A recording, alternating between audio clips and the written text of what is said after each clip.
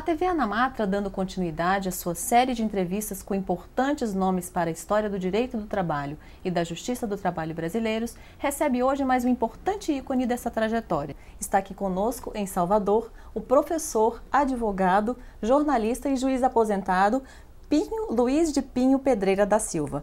Pinho Pedreira teve uma extensa trajetória profissional com passagens pelo Tribunal Regional do Trabalho da 5ª Região, o Ministério Público da União e hoje é professor emérito da Universidade Federal da Bahia. Certo, doutor? Exato. O senhor foi presidente das Juntas de Conciliação e Julgamento quando não existia a Justiça do Trabalho como órgão do Poder Judiciário. Como era essa época? Eu diria que quando não existia a Justiça do Trabalho, não é só como órgão do Poder Judiciário, quando não existia a Justiça do Trabalho, eram juntas administrativas, já denominadas juntas de conciliação e julgamento, que funcionavam anexas à Delegacia Regional do Ministério do Trabalho. Tanto que eu costumo dizer que, paradoxalmente, eu fui da Justiça do Trabalho antes dela existir. Elas são consideradas o embrião da Justiça do Trabalho. Certo. E eu me formei em Direito pela Faculdade da Bahia, a única que então existia, em 1938. A Justiça do Trabalho foi criada por lei em 1937 e instalada em 1941.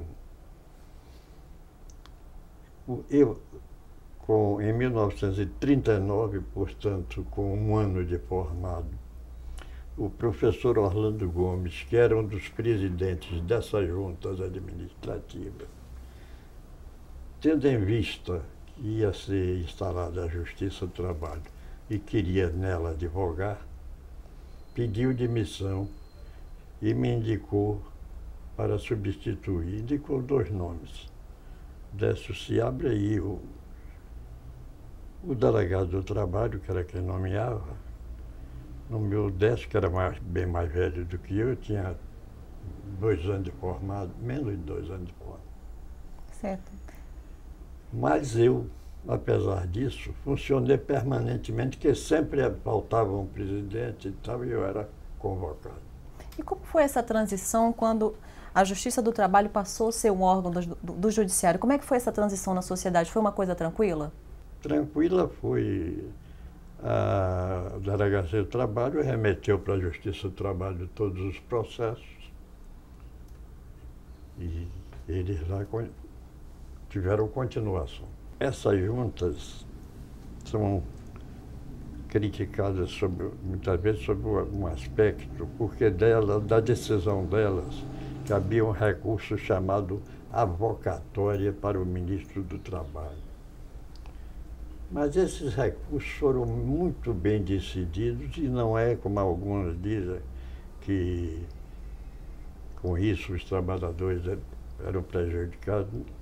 Isso absolutamente não é verdade, porque o ministro do Trabalho, para julgar as avocatórias, ouvia um dos procuradores do trabalho, que eram Evaristo Moraes Filho, Dorval de Lacerda, Oscar Saraiva, que era consultor jurídico do Ministério, Joaquim Pimenta e outros, que davam pareceres muito fundamentados. E como a legislação trabalhista ainda era muito escassa, inspiravam-se na doutrina estrangeira, na doutrina e na legislação estrangeira. Esses pareceres formaram um corpo de doutrina do direito do trabalho muito importante. E a outra coisa que eu quero assinalar sobre essas juntas é que aí o aspecto já é negativo, porque a execução até determinada época era feita na justiça comum. E o resultado é que os tribunais de justiça, apesar da lei não permitir que na execução apreciasse o mérito da causa, a pretexto de estar examinando a nulidade, na realidade apreciavam era o mérito e geralmente eles reformavam todas as decisões da junta quando eram favoráveis aos empregados. O senhor esteve à frente do Tribunal Regional do Trabalho da 5ª Região quando ele ainda englobava o estado do Sergipe. Como foi presidir um tribunal em um território tão amplo? Não havia nenhum problema, porque o movimento do Tribunal de Sergipe era muito pequeno. O senhor acredita que a luta entre as correntes de pensamento da era Vargas influiu de alguma forma na formatação da CLT e no modelo de relações de trabalho que ali foi definido? Em primeiro lugar, eu não tenho ideia assim dessas correntes, da existência dessas correntes. Havia, quando foi a guerra e tal, a corrente favorável aos Estados Unidos, a corrente favorável ao fascismo e tal. Mas não havia, não acho que esse assunto tenha influenciado o direito do trabalho. E o senhor acredita que os movimentos sociais daquela época tiveram influência na edição da CLT ou o Getúlio Vargas pode ter sido assim, deu de presente para a sociedade brasileira a legislação do trabalho? Eu sou contra essa ideia de que Getúlio Vargas deu de presente a legislação. Getúlio Vargas, a legislação foi uma promessa da Aliança Liberal que tomou o poder com a Revolução de 30. E como nessa Revolução houve realmente uma participação popular, o governo teve de cumprir essa promessa. Uhum. E até há muito quem afirme que Getúlio pessoalmente não teve grande influência nisso, e sim o ministro do Trabalho, que era Lindolfo. Getúlio pessoalmente não teve grande influência nisso, e sim o ministro do Trabalho, que era Lindolfo Collor, que foi quem elaborou a legislação. E o movimento sindical, o senhor acredita que ele teve boa participação nessa criação da CLT ou não? Eu acho que não teve nenhum. E a afirmação de que a CLT teve inspiração fascista na Carta del Lavoro de Mussolini, o senhor acredita que isso tem fundamento? Na parte do direito sindical, ou direito coletivo, como outros preferem chamar. Aí cópia servil da Carta del Lavoro do fascismo italiano.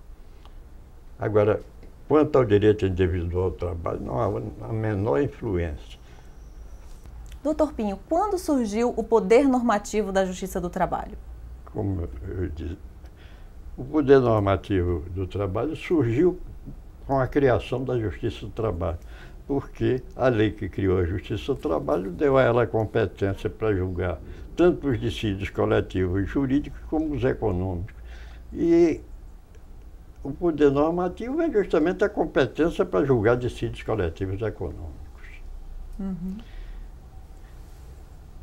Esse poder normativo foi inserido na Constituição, expressamente na Constituição de 1946. E aí houve até uma celeuma muito grande, porque a Federação das Indústrias de São Paulo contratou pareceres de muitos grandes juristas para dizerem que aquilo era inconstitucional, apesar de estar na Constituição e tal. Mas prevaleceu o poder normal. E houve aqui isso foi muito discutido num Congresso Jurídico Nacional que houve aqui em Salvador, em que estavam alguns dos que se manifestaram contra o poder normativo, como Pontes de Miranda e Temístocles Cavalcante e alguns outros juristas. E eu fui o relator havia duas teses, ambas a favor do poder normativo. Uma de um grande jurista, Carlos Maximiliano, e outra de José Martins Catarino.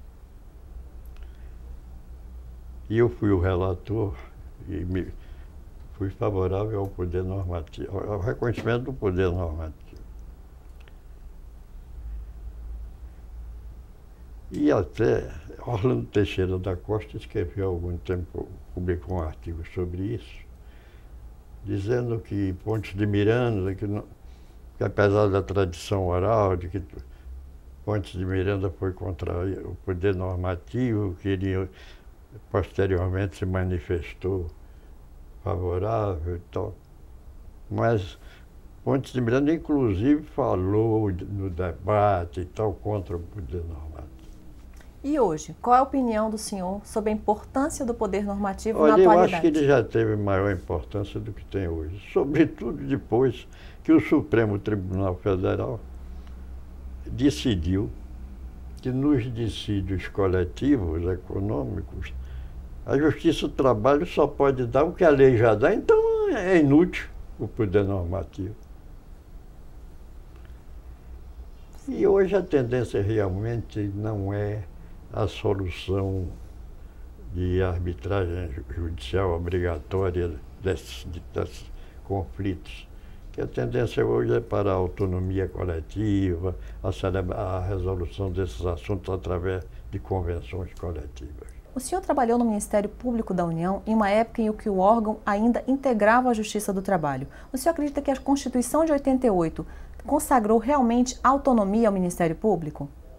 As constituições vêm dando paulatinamente importância e autonomia maior ao Ministério Público. Qual a opinião do senhor sobre a intervenção do Estado nos sindicatos? Eu sou partidário da autonomia do sindicato, logo contra a intervenção. O que é melhor para o Brasil, a unicidade sindical ou a pluralidade sindical, conforme defendido pela OIT? Em princípio, em tese, eu sou pela pluralidade para que o Brasil possa ratificar a Convenção 87 da OIT. Mas eu publiquei um trabalho em que eu sustento que, como acontece em quase todos os países democráticos, deve haver um sindicato mais representativo. Isso, aliás, está na consolidação, mas com uma diferença. É que na consolidação é o Ministério do Trabalho que diz qual o sindicato mais representativo.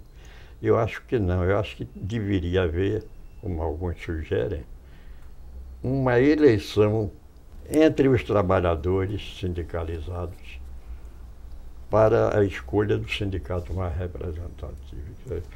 Deveria haver uma democratização da escolha do sindicato mais representativo. E o imposto sindical compulsório? Qual a opinião do senhor sobre ele? Você acredita que os sindicatos brasileiros já conseguiriam sobreviver sem ele?